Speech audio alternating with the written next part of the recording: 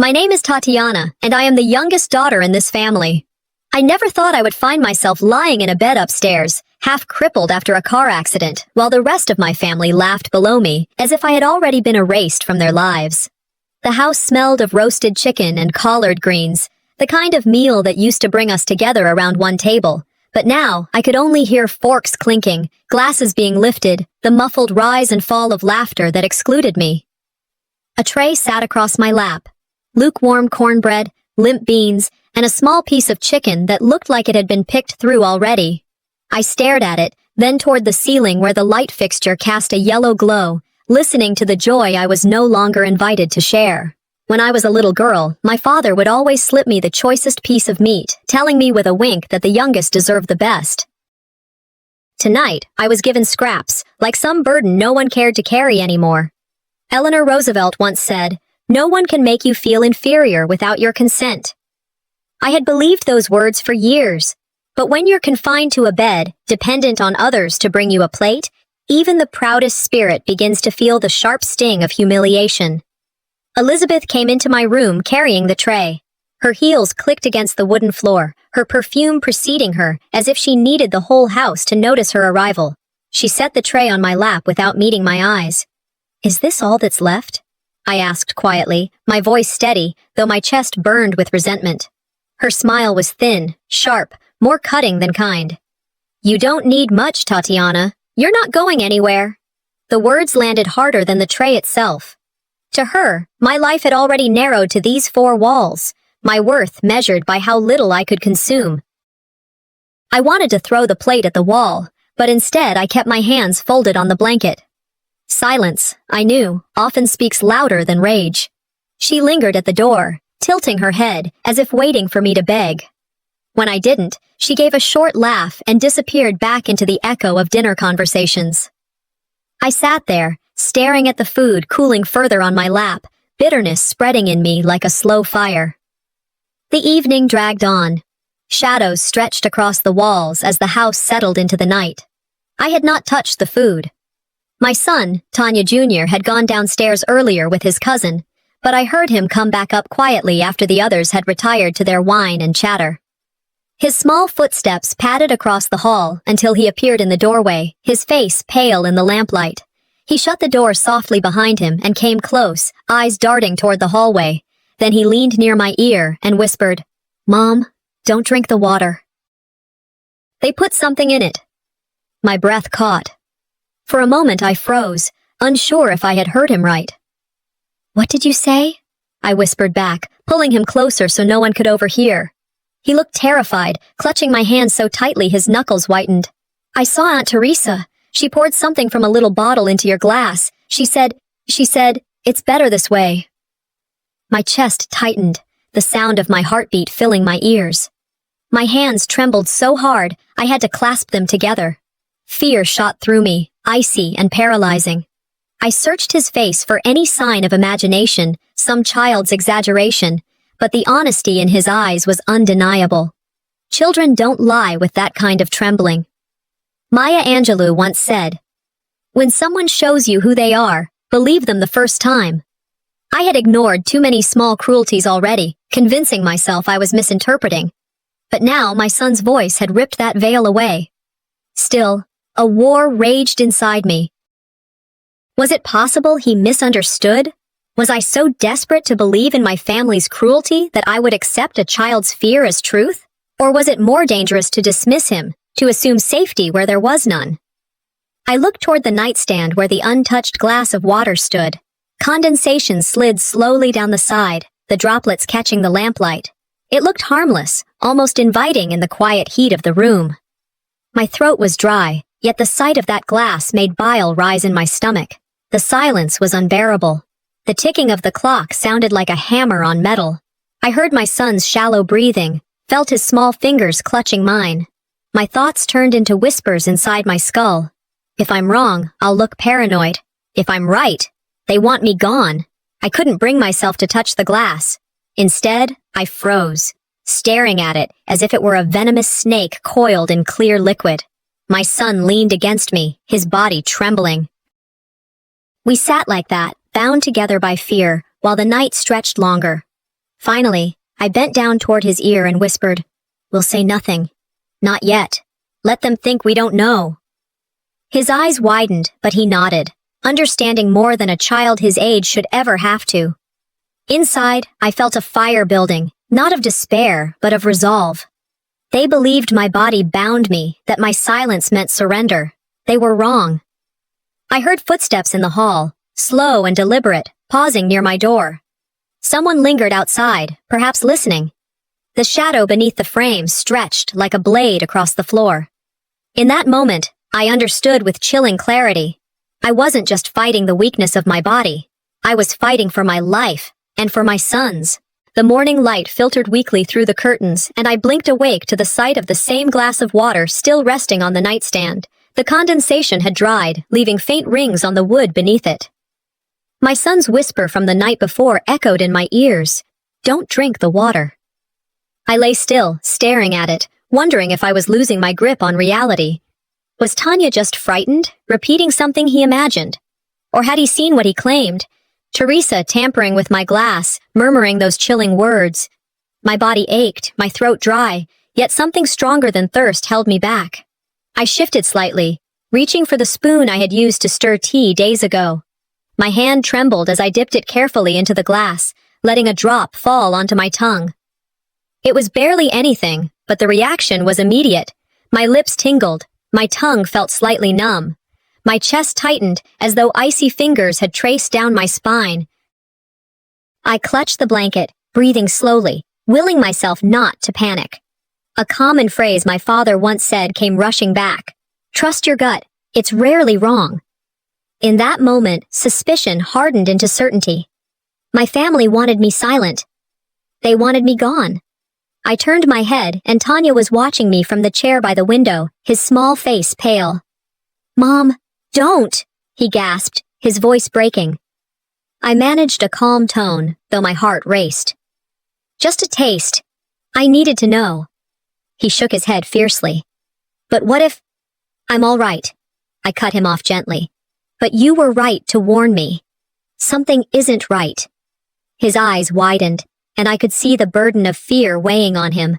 A child forced into battles he should never have to fight. That numbness on my tongue was proof. There was no more pretending. They truly wanted me erased. I vowed silently as I pulled him closer. I would play the role they expected, the weak sister, the silent patient. But I would not be blind. The rest of the morning passed in uneasy quiet. I kept my voice steady, pretending fatigue when Elizabeth peeked in, carrying another tray of food. She set it down with her usual smirk, saying nothing this time, but her eyes lingered on the glass. She must have noticed it untouched. Later, a knock at the front door broke the monotony. I heard the muffled voice of my old friend Cheryl. She had always been warm, steady, the kind of woman who showed up with soup when anyone was ill. My chest tightened with longing as her voice floated up the staircase. "I brought flowers and some soup," she said brightly. "I'd like to see Tatiana." Elizabeth's reply was clipped, cool. "She's too unstable today. Doctor's orders, no visitors." There was a pause, and then Cheryl's voice rose, indignant. "Unstable? She taught children for 10 years. Don't insult her." I pressed my ear toward the door, my pulse racing. Cheryl's defense was like sunlight breaking through storm clouds. Elizabeth didn't waver. "Please respect the family's decision. She needs rest. It isn't good for her to be agitated." Agitated. The word twisted in my stomach like a knife. I heard footsteps, and then silence. Cheryl must have left, denied entry into the very house where she had once been welcomed as family. I lay there, tears burning in my eyes, realizing Elizabeth's cruelty wasn't just personal, it was tactical. She was isolating me, ensuring no one could witness what was happening inside these walls. I turned my face toward Tanya, who had been listening as well, his small hands clenched into fists. "They're lying about you," he whispered. I stroked his hair gently. "Yes, they're making sure the world believes their story. But remember, lies always leave cracks." Still, grief sat heavy in my chest. To be cut off, to know friends were being turned away under false pretenses, it was a punishment meant to break the spirit. Yet it stirred something else in me, too. Anger. As night fell, I stared at the ceiling, thoughts swirling. Isolation is the oldest trick, I whispered aloud. Tanya looked up at me. They silence you by controlling who you see. He nodded, his young face solemn beyond his years. I remembered words I once taught my students, quoting Martin Luther King Jr., "Injustice anywhere is a threat to justice everywhere." My personal battle was just one small part of something larger. Control thrives when silence is forced, and I refused to give them that satisfaction. When Tanya leaned against me, I squeezed his hand and spoke softly. "From now on, we don't drink anything they give us unless we see it poured right in front of us." He nodded, eyes wide, gripping me tightly. The house had quieted for the night, but then came the sound of slow footsteps outside my door. I held my breath, Tanya's small body pressed against mine. Voices whispered, too low to catch every word. But then my name floated through the wood, laced with malice. I closed my eyes, the numbness still faintly on my lips, and I knew they were planning the next move. 2 days after my son's frightened whisper about the poisoned water, the house felt even heavier than before. The laughter downstairs rang false, every word drifting up the staircase like a warning. Tanya Jr. had become sharper, his eyes darting, always looking for something out of place. That afternoon, when Elizabeth and Teresa were arguing loudly in the kitchen about a delivery, Tanya slipped away. He had that restless determination I recognized from myself, and before I could stop him, he returned with an envelope clutched tightly in his hand. "Mom," he whispered, his face pale. "This was on the desk. Nobody saw me take it." I slid the contents out carefully. Legal documents. I read line after line until the meaning struck me. The house, the land, the accounts, transferred into Elizabeth's name. My own name, my existence was gone. My breath caught, and words tumbled out under my breath. They don't just want me dead. They want me forgotten.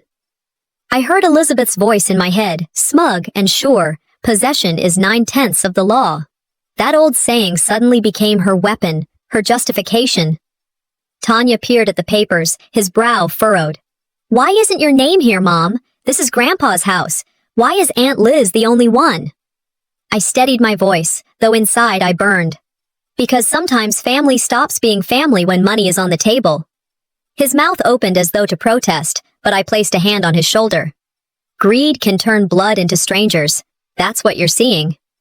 He nodded slowly, and I could see the betrayal sink into him as it had into me. For a child, the idea that family could erase his mother was too much. For me, it was a wound deeper than any physical pain. I had been stripped not just of inheritance, but of dignity. I folded the papers back, slid them into the envelope, and whispered to myself, "They will not bury me alive on paper." Later that day, I made the mistake of holding one sheet too long. Elizabeth appeared in the hallway, her arms crossed, eyes narrowing on the document in my lap. "You should be grateful we're keeping a roof over your head," she said with icy calm. I lifted my chin. "Funny, I thought this was still my father's house." She smirked, stepping closer. "If it weren't for us, you'd be nothing. Remember, you owe us your life."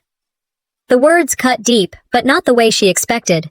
It wasn't gratitude she was asking for. It was silence, submission. She wanted to make cruelty sound like kindness. I recognized it for what it was, gaslighting. I met her eyes steadily. "You confuse keeping someone alive with keeping them quiet. They're not the same." Her face tightened, the smirk faltering. For a moment she looked ready to slap me, but then she laughed softly and walked away, muttering loud enough for me to hear, "Ungrateful." I sat there, humiliated, anger boiling in my chest.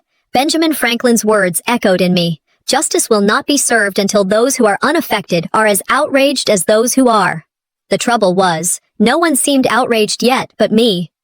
Alone again, I stared at the ceiling, listening to the walls creak with secrets. They thought the documents were a victory, a final erasure of my place. But arrogance always leaves cracks. If they were brazen enough to lie so openly, they would slip again, and I would be ready. I whispered to Tanya as he settled beside me. "They think they've won, but they've only shown us their weakness."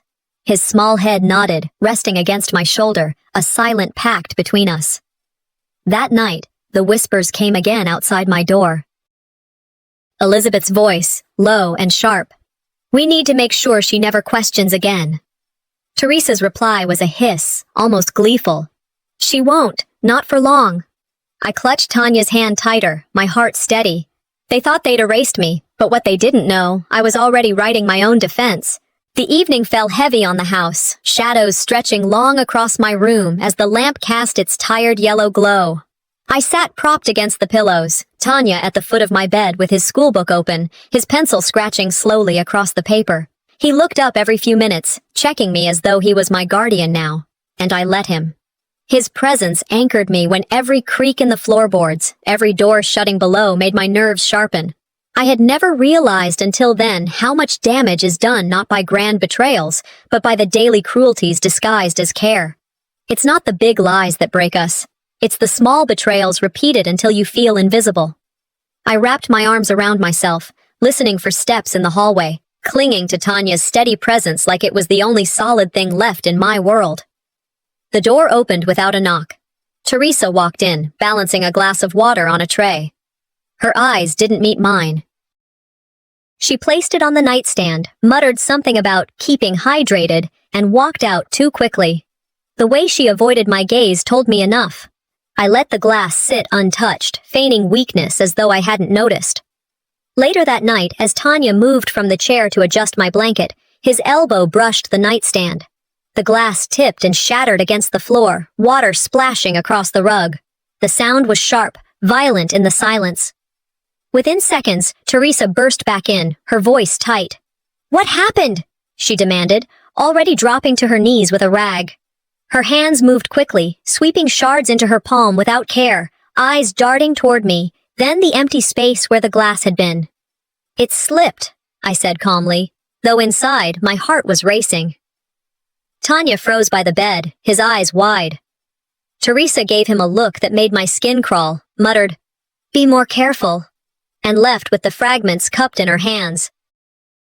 Tanya turned to me after the door shut. He pulled out a sheet of paper he had been scribbling on earlier. This time it wasn't homework. He had drawn a stick figure holding a small bottle over a glass. His lines were shaky, but the meaning was undeniable. "Is this what you saw?" I asked softly. He nodded. "Yes, I didn't want you to forget." I reached for his hand. That drawing, crude as it was, carried more weight than any official paper. Children don't lie with their crayons. Truth, when spoken or drawn by a child, cuts sharper than any document. The night gave way to morning. My body ached more than usual, a reminder of how dependent I was on the small bottles they brought upstairs. Teresa entered again, this time with my scheduled painkillers. Tanya sat by my side, and I saw him stiffen the moment he looked at the pills in her hand. "They look different," he whispered to me, barely moving his lips. I opened my palm slowly, letting her place them there. She stood at the door, arms crossed, waiting for me to swallow. I lifted them to my lips, slipped one under my tongue, and pretended to swallow. She seemed satisfied, leaving without another word. As soon as the door clicked shut, I spit the chalky fragment into a tissue. Tanya watched anxiously. Hours passed, and the pain in my body only grew sharper, heavier. These pills were nothing more than sugar, or worse. They were meant to make me weaker, incoherent. When she returned later, I held the tissue in my lap, hidden under the blanket. "These aren't what Dr. Miller prescribed," I said, my tone calm but firm. Teresa's face hardened. "Do you really think you're in any position to question? You've been lying in that bed for months. If not for us, you'd already be gone." I felt the anger coil inside me, but I kept my voice even.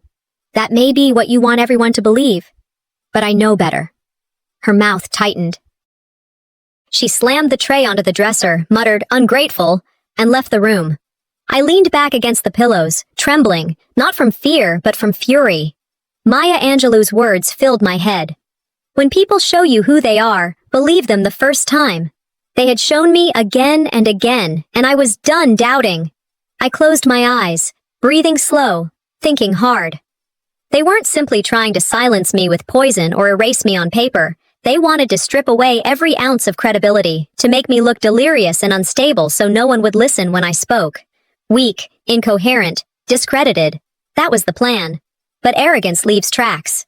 If they were willing to fake my medicine, they'd slip somewhere else, All I had to do was collect the pieces. I turned to Tanya, whispering, "We have to play weaker than we are. Let them think we don't see. Let them think they're winning." His small head nodded, eyes serious beyond his years. That night, I feigned sleep, my breath steady, the blanket pulled high to my chin.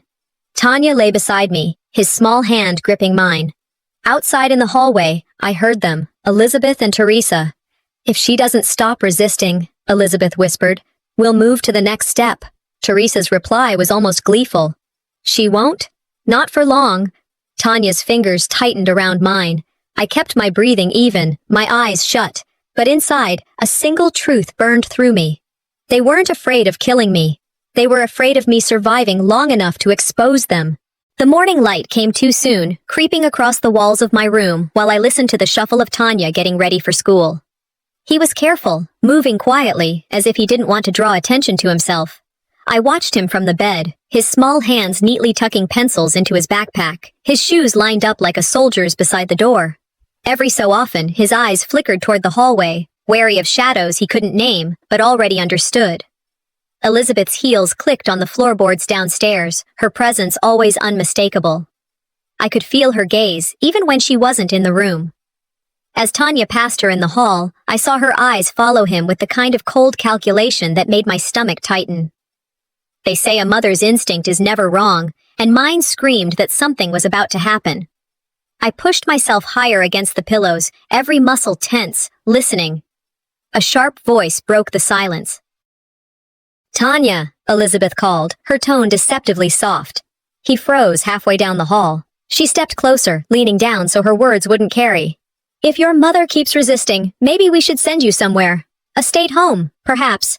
Children adjust quickly when they're away from troubled parents." Tanya's eyes went wide, his face drained of color. "Please don't," he whispered, his voice breaking. I swung my legs over the side of the bed, ignoring the pain in my body, and spoke firmly from the doorway. "You will never touch my son." Elizabeth straightened slowly, a smirk tugging at her mouth.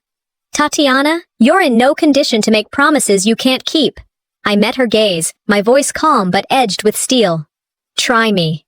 She blinked, taken aback by my steadiness, then turned sharply on her heel, muttering about ungrateful sisters as she disappeared down the stairs. Inside, my fury burned, but I forced it into something colder, sharper. They were willing to harm my child to break me. That was their true cruelty. Michelle Obama's words once echoed in my ears, "When they go low, we go high." But as I stood trembling with anger, I thought to myself, sometimes, going high means knowing when to strike back with proof, not just patience. Later that day, while Tanya was at school, Cheryl slipped into my room quietly, her face pale, her nurse's uniform a disguise for the risk she was taking. She carried a folder clutched to her chest. "I shouldn't even have this," she whispered, handing it over. "But you need to see it." I opened the folder slowly. It was my medical file, the one Dr. Miller kept. My eyes scanned the pages until they landed on a new note scrawled in neat handwriting. "Patient shows signs of paranoid delusions. Not a reliable narrator of her own condition." My breath caught. My hand shook as I traced the words. This isn't his writing. Cheryl's jaw tightened. "It's not." "Tatiana, someone added this line, and I don't think it was the doctor. Elizabeth has influence. She's already been asking questions at the clinic. I had to pull this out before they locked it away." I shut the folder, pressing it to my lap as humiliation and rage fought inside me. They're not only trying to poison me physically, they're erasing me on paper, making sure no one believes a word I say. Cheryl sat on the edge of my bed, her eyes steady. "You need to keep this safe. It may be the most important piece of proof you'll ever have." I nodded slowly, my voice steady.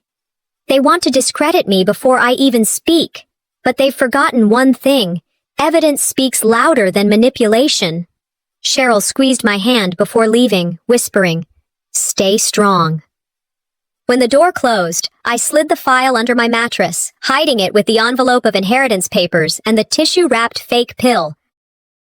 Every betrayal was a stone. Together, they were building the foundation of my defense. I leaned close to Tanya when he returned from school, whispering into his ear, "Everything they do makes us stronger if we don't show fear. Do you understand?" He nodded, his small hand gripping mine tightly. I thought of an old saying, "The pen is mightier than the sword." For me, evidence had become the blade. I wasn't going to win this battle with strength. I would win it with proof, each lie stacked until it crushed them. That evening, Elizabeth entered my room with a smile too sweet to be real. She carried herself like a queen addressing a subject. "The doctor says you're doing worse," she said lightly, setting a tray down. "We may need to consider alternative care. Somewhere with trained staff. Somewhere permanent." Her words dripped with threat, every syllable a nail in the coffin she wanted to close around me. I smiled faintly, feigning weakness, but inside my thoughts were steel. Shut in that instant, I understood. They weren't planning just to poison me quietly. They wanted to bury me alive in paperwork before the poison could finish the job. The house was quiet except for the scratching of Tanya's pencil on paper. He sat cross-legged at the foot of my bed, bent over his sketchbook, while I lay against the pillows staring at the ceiling. My body ached, but my mind churned with clarity sharper than the pain. Betrayal had a way of waking every nerve inside me, making me more alert than ever. I turned my head to look at him. His brow furrowed in concentration as he shaded the outline of a boat, and for a moment, I was carried back years before the accident. I remembered standing in the shallows of the Atlantic, holding his small hands as the waves nudged against us. He had laughed, unafraid, insisting he could swim on his own. That memory rose inside me like salt air filling my lungs, steadying me in the darkness. Emily Dickinson once wrote, "Hope is the thing with feathers that perches in the soul." I whispered the line to myself. Hope wasn't weakness. It was defiance. Every night I chose to keep breathing. Every moment I chose to believe in Tanya's future. I was resisting the very thing they wanted, my silence. Tanya looked up from his drawing. "Mom," he said softly, "when you get better, will we go back to the ocean?" I smiled at him, the pain in my chest softening. "Yes, we promised each other. And that promise is stronger than anything they can do to us." His eyes brightened. "You mean it?" "I do," I answered firmly. "They can poison my water, forge papers, even lie about who I am. But they cannot poison a mother's promise. The ocean is still waiting for us." He closed his sketchbook and crawled closer, resting his head on my arm. The ocean had become our symbol. Wide, unbound, impossible to fence in. Unlike this house with its locked doors and whispered threats, the sea remained untouchable. That promise gave me the strength not to surrender, even when fear pressed hard against my ribs. As Tanya drifted into sleep, I looked at the teddy bear tucked under his arm. Its button eye was loose, thread dangling. I reached for it, my fingers brushing the fabric with care. That bear had been his companion since he was 3, dragged across sand and grass, carried into doctors' offices and funerals. To anyone else, it was just a toy. But to me, it was about to become our weapon. When his breathing steadied, I whispered, "Do you know why I asked Cheryl to visit last month?" He stirred, opening one eye. "Because you missed her?" "That too," I smiled faintly. "But she gave me something, a small camera. It's hidden inside this bear." His eyes widened. "Really?" "Yes," I said, lowering my voice. "We let them think we're weak, that we don't notice. But this bear will remember what they do when we cannot." He sat up straighter, both excited and afraid. "What if they find it?" "They won't," I reassured him. "You've carried this bear everywhere since you were little. They'll never suspect it's more than a toy." Tanya touched the loose button eye, awe on his face. "So it can see?" "It can," I whispered. "And soon, it will show us the truth." For the first time in weeks, his shoulders relaxed. Pride mixed with fear in his young eyes, and I felt my own spine straighten. Powerlessness was slipping from me, replaced by strategy. "The pen is mightier than the sword," I murmured. "But today, the lens may be stronger than both." The next morning, Teresa came in with her routine tray, water and pills balanced carefully as always. I forced my face into a mask of fatigue, letting my eyelids droop, my body slump into the mattress. "Here," she said curtly, setting the glass on the nightstand. "Take your medicine." I nodded weakly, lifting the pills to my lips. As I pretended to swallow, my gaze flicked to the teddy bear perched by the lamp, its single button eye aimed perfectly at the scene. Teresa didn't notice. She turned on her heel and left, muttering something about ungrateful burdens. The silence after the door shut vibrated with suspense. For the first time, I wasn't just enduring, I was collecting. Every cruelty they thought invisible was being recorded. My heart pounded with a thrill I hadn't felt since before the accident. Sometimes silence is not surrender. It's strategy. That evening, Tanya crept close, whispering, "Mom, the bear saw everything." I reached for the hidden seam, sliding the small memory card into my palm. My hands trembled as I placed it in the reader Cheryl had given me. The screen flickered, and there it was, Teresa's hand hovering over the glass, her careless mutter about extra care. I pressed play, heart thundering, proof, undeniable. And as the footage played, I whispered, clutching Tanya's hand, I realized I finally had proof that could drown them in their own lies. The house had changed. It wasn't only the whispers that stopped abruptly whenever I passed, or the glances that slid sideways when I entered a room. It was the whole air inside those walls. Every smile from Elizabeth and Teresa had turned sharper, sugar-coated words laced with venom. They said good morning with voices too sweet, their hands folded as though they were caring sisters. But I heard the steel behind every syllable. Tanya clung closer to me now, his small hand often in mine, his body tense as if he could sense the storm gathering. I kept thinking of a truth I had learned long ago. False friends are worse than open enemies. At least an enemy doesn't disguise their blade. My paranoia wasn't paranoia anymore. It was preparation. They were planning something bigger, and I could feel it pressing against the walls. It happened in the afternoon. Teresa barged into my room without knocking, a cousin trailing behind her. He rarely visited, and when he did, he never looked me in the eye. This time, he stood by the door, his expression uncomfortable, as though he had been drafted into a performance. Teresa crossed her arms, her tone sharp. "She refuses to eat," she announced loudly, pointing toward the tray on my table. "She thinks we're poisoning her. She's paranoid. It's becoming impossible." The cousin nodded, his voice hesitant but obedient. I saw her spit out her pills. Shock rooted me for a moment. They were fabricating witnesses now, building a record, brick by brick, to paint me as unstable. Tanya turned to me, his face horrified, but I raised a hand to calm him. I kept my voice steady. "Funny," I said. "I never saw you in the room when I took my medicine." Teresa smirked, but her eyes flickered. She wasn't expecting me to answer so plainly. "You're delusional," she snapped. "You don't even know what's real anymore." I leaned forward slightly, my tone calm, but pointed. "I know this. You're not only trying to kill me, you're trying to build a story so that when I'm gone, no one asks questions. That's what this little show is." The cousin shifted uncomfortably, eyes darting to the hallway, clearly unsure if he wanted to play his role any longer. Teresa hissed at him, "Don't just stand there, tell her." But he mumbled something vague and excused himself, leaving her fuming. She glared at me once more, then slammed the door shut. My chest tightened, not from fear, but from fury. They weren't content with whispers. Now they were scripting lies and dragging others into them. They were laying the groundwork for my erasure. That evening, the tension snapped again. Teresa entered with a tray of food, the smell of overcooked vegetables filling the air. She carried a kettle, steam curling from the spout. "Dinner," she said lightly, too lightly. As she set the tray down, her elbow jerked, too fast, too practiced. The kettle tipped, boiling water spilling dangerously close to the bed. I reacted instantly, pulling Tanya against me. The scalding water splashed onto the floor, just inches away. Teresa gasped dramatically, pressing her hand to her chest. "Oh no, how clumsy of me!" I stared at her, my voice cold as ice. "You don't make the same accident twice."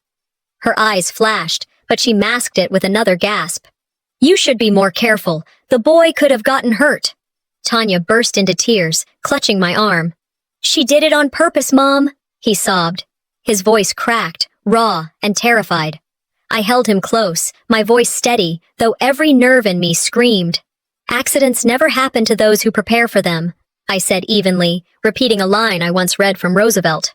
I let the words hang in the air, sharper than any accusation. Teresa's smile faltered, then she turned abruptly and stormed out, leaving the water cooling on the floor. I stroked Tanya's hair until his breathing slowed. Inside, I knew I couldn't outshout them. Not yet. They thrived on noise, on turning words into weapons. But I could outsmart them. Every staged lie, every false witness, every manufactured accident, they were writing their own downfall. I leaned close to Tanya and whispered, "If they want witnesses, we'll give them one they don't control." The bear saw everything. His eyes widened with understanding. He nodded, his hand gripping mine. "Every move they make," I murmured, "is another mistake. We just need to let them fall into their own trap." That night, after Tanya fell asleep, I pulled the memory card from the teddy bear and slid it into the reader.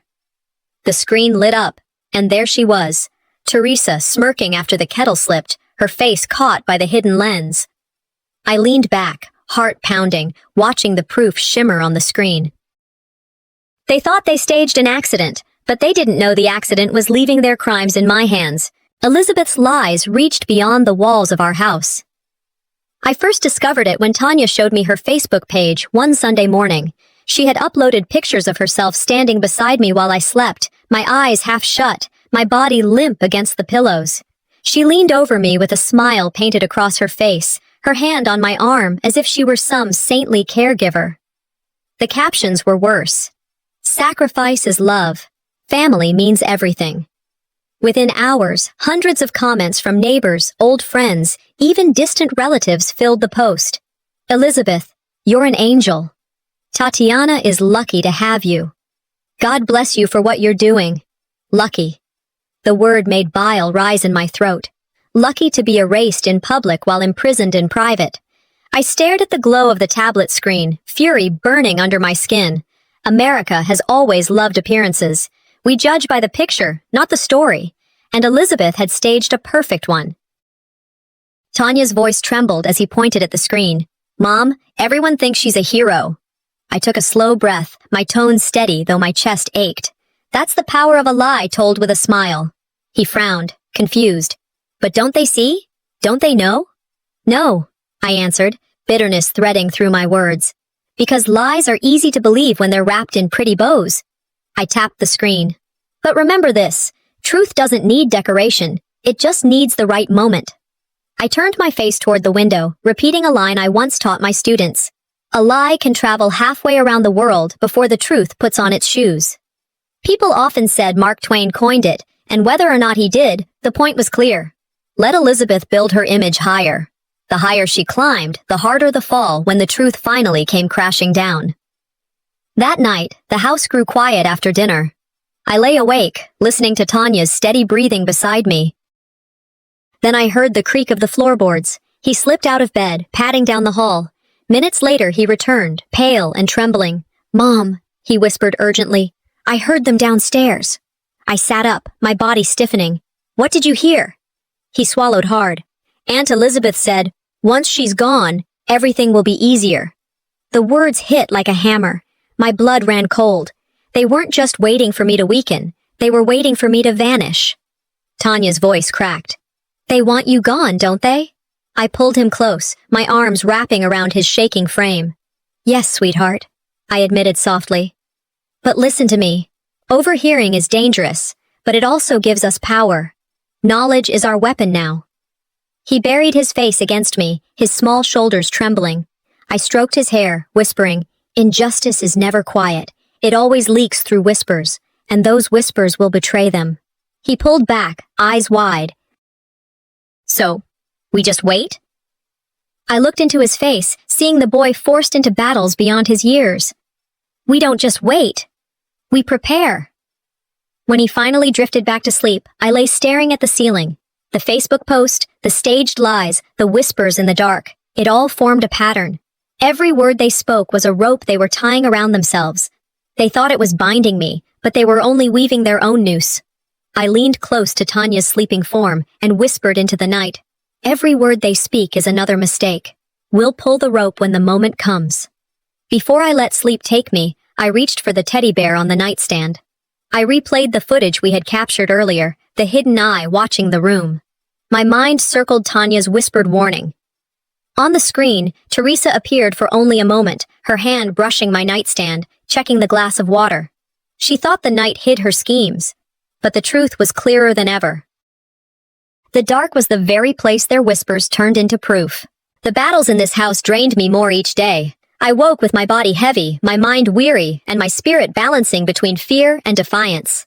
Tanya sat nearby, sketching as usual, though even his pencil strokes carried hesitation now. He kept glancing at the door, listening for footsteps, his shoulders tightening every time a board creaked. I closed my eyes, pretending to nap, when I felt the faint vibration under my pillow. My phone, hidden from Elizabeth and Teresa, buzzed quietly. I slipped it out and saw Cheryl's encrypted message glowing on the screen. "Stay strong. I believe you. When you're ready, I can help prove it." My throat tightened. Relief washed through me, sharp and sudden. Someone outside these suffocating walls knew the truth and wasn't afraid to say it. I clutched the phone close, whispering to myself. Sometimes hope arrives as quietly as a whisper in the dark. When Tanya noticed, he put down his pencil. "Who's it from?" "A friend," I told him gently. "The kind you pray for when everyone else betrays you." "Is it Miss Cheryl?" His eyes brightened, then dimmed with worry. "If she helps us, won't they hurt her too?" I reached out and took his hand. "Cheryl knows what she's doing. People like her remind us not all the world is corrupt." He frowned. "But everyone believes Aunt Elizabeth. They think she's the one keeping you alive." I leaned closer, my voice low and certain. Fred Rogers once said, "Look for the helpers. You will always find people who are helping. We found ours. We just have to hold on until the time is right." I tucked the phone under the mattress with the other pieces of proof I'd gathered. A paper trail was building, one that Elizabeth couldn't erase with a smile or a staged picture. That afternoon, after Teresa had cleared away lunch, Tanya slipped out into the hallway. Minutes later, he returned breathless, clutching something in both hands. "Mom," he whispered, "look." It was a small orange prescription bottle. The cap was cracked, the label worn, but clear enough. The drug listed was a strong sedative, not the medication Dr. Miller had prescribed for me. My chest tightened as I turned it in my hand. The betrayal on paper was undeniable now. They weren't just tampering with my water, they were switching my medicine. "This is the proof, Tanya," I said, my voice shaking but steady. "They can't hide this." He looked terrified. "What if they catch us? What if they find out I took it?" I squeezed his hand. "Then we'll show them what truth looks like, even if it's written on a label." He stared at me, wide-eyed. "You're not scared?" "Of course I'm scared," I admitted softly. "But fear isn't the enemy. Silence is." I stared at the bottle, repeating an old saying under my breath. The devil is in the details, but so is justice. The mixture of terror and triumph surged inside me. For the first time, Tanya's small shoulders straightened with pride. He knew he had delivered something powerful, and in that moment, I felt maternal pride eclipse my exhaustion. I wrapped the bottle carefully and slid it beneath the mattress, adding it to the envelope of falsified documents and the memory cards from the bear. My arsenal of silent weapons was growing, proof stacked against them like bricks. I leaned back against the pillows, whispering to myself, "Knowledge is power, but proof is survival." I wasn't just a bedridden woman anymore. I was a quiet warrior.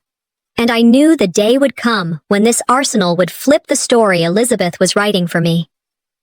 That night, Tanya curled against me as we listened to the house settle. Through the thin floorboards, Elizabeth's voice carried from downstairs. "We'll say she's unstable. We'll have her committed before the month ends." The words cut through me like glass. Fear seized my chest, but then it steadied, hardening into resolve. I whispered into Tanya's hair. They thought they'd lock me away, but what they don't know, the lock is already in my hands. Sunday morning sunlight slanted through the stained glass windows at church, spilling color across the pews. I sat in the back, Tanya beside me, his small hand tight around mine. People glanced over their shoulders but quickly looked away. Their whispers floated like smoke. "She's sick. I heard it's contagious. Unstable. Poor Elizabeth having to take care of her." Every word stung worse than any physical wound. Elizabeth and Teresa's rumor had spread like fire in dry grass. Now even neighbors who once hugged me after service avoided my gaze. I had been stripped of dignity in the very place where I once found comfort. I lifted my chin, refusing to bow under their lies. Thomas Paine's words echoed in my heart. "Reputation is what men and women think of us. Character is what God and angels know of us." Still, humiliation burned in my chest, igniting a desperate need to reclaim the truth. That evening, back at the house, dinner was served with the usual performance of false smiles. Tanya ran down the staircase after washing up, laughter breaking from him for the first time in days, but joy turned to terror in a blink. Teresa stepped into his path with deliberate timing. Her hip knocked into him, and he tumbled down several steps, his cry slicing the air. I lurched forward, heart nearly stopping as he lay clutching his arm. Tanya sobbed, "Mom, I didn't trip. She pushed me." Teresa gasped theatrically, pressing a hand to her chest. "Oh, poor boy, he's so clumsy." My breath shook, but my voice came out like iron. "Don't you dare," I warned. "Don't you dare call him clumsy when we both saw what you did." She tilted her head, feigning innocence. "It was an accident." Inside, my rage roared. My thought was sharp. They've crossed the last line. Even my child isn't safe now. Gandhi's words surfaced bitterly. You can judge a society by how it treats its most vulnerable. By that measure, this house was rotten to its core. Later that evening, the family gathered for supper. Elizabeth sat at the head of the table, smug as ever, basking in the image she had cultivated online and in the community. She lifted her wine glass, her lips curling into that smirk I had grown to hate. "It's better if she's not around," Elizabeth said, her voice carrying. "Everything runs smoother without her." A cousin chuckled nervously, eyes flicking toward me, then back at their plate. Teresa looked satisfied, as if the plan had already succeeded. What Elizabeth didn't know was that our neighbor, Peaches Mac, had her camera aimed out of her upstairs window across the street. The open dining room window carried Elizabeth's words directly into its recording. Her arrogance had finally slipped, and in that slip, she exposed the truth. I sat quietly, meeting her gaze with calm I didn't feel. Inside, a surge of control filled me. This was the turning point. I knew her downfall was no longer just a dream. Proof was stacking higher each day, and now her own voice would betray her. Later, alone in my room, I replayed Tanya's frightened eyes in my mind, the echo of his cry on the staircase. I pulled him close and whispered, "We're not victims. We're survivors waiting for the right moment." He nodded into my shoulder. I let grief sharpen into resolve. Sojourner Truth's words rose inside me. Truth is powerful, and it prevails. Now the arsenal was nearly complete. The pill bottle, the falsified records, the teddy bear footage, and Elizabeth's arrogant slip. Piece by piece, their lies were becoming the very rope that would drag them down. That night, as I tucked the evidence deeper under my mattress, I froze at the sound of Elizabeth's voice outside my door. "Tomorrow," she hissed, "she won't have the chance to speak again." My chest constricted with fear, but my will burned stronger than ever. They thought tomorrow would be my end, but I was preparing for their judgment day. Elizabeth called it a family meeting, but we all knew what it was. By Sunday evening, the dining hall felt less like a home and more like a courtroom. Relatives filled the long table, their voices low, their eyes shifting toward me with a mixture of pity and suspicion. Teresa busied herself shuffling papers at Elizabeth's side, like a secretary preparing evidence for trial. I sat silently at the far end, my hands folded in my lap, Tanya pressed close to my side. My body ached, but I forced myself to sit upright. I knew this was their stage, and I knew better than to speak too soon. Humiliation pressed hard against me, but I swallowed it. Patience, I reminded myself, is its own weapon. Elizabeth rose with her usual poise, clearing her throat. "For everyone's safety, and for hers, it's time we discuss Tatiana's future care," she announced. "She's paranoid, delusional. For her well-being and ours, she needs institutional care." Teresa slid the stack of papers forward as though to punctuate her words. "These are medical recommendations. It's not cruelty. It's responsibility." Whispers rippled down the table. A cousin muttered, "It might be for the best." Another relative leaned closer, whispering, "She does look worse every week." I clasped Tanya's hand tighter under the table, but kept my expression calm. Let them speak. Let them dig their own grave. Elizabeth continued, her voice dripping with confidence. "She's been teaching the boy to lie, to imagine poison where there is none. She's damaging him with her delusions." A relative across the table frowned. "If that's true, she needs professional help." I looked down at the polished wood, biting back the fury rising inside me. Napoleon's words steadied me. Never interrupt your enemy when he is making a mistake. I let them build higher, brick upon brick of falsehoods, while I held the real hammer in my hands. Finally, when the accusations reached their crescendo, I turned to Tanya. "Bring me the bear," I said softly. Confusion flickered across the relatives' faces as my son carried the stuffed toy to me. Elizabeth smirked. "A teddy bear? Is this your evidence, Tatiana? Proof of your instability, perhaps?" I didn't answer. My fingers pressed the hidden switch, and the projector Cheryl had loaned me hummed to life. On the wall, grainy footage flickered. Teresa leaning over my nightstand, pouring from a bottle into my water glass. Gasps filled the room. The video cut to another clip. Elizabeth's voice in the hallway whispering, "Once she's gone, everything will be easier." Then another. Her staged Facebook photos, the fake tenderness in every frame. The dining hall fell into stunned silence.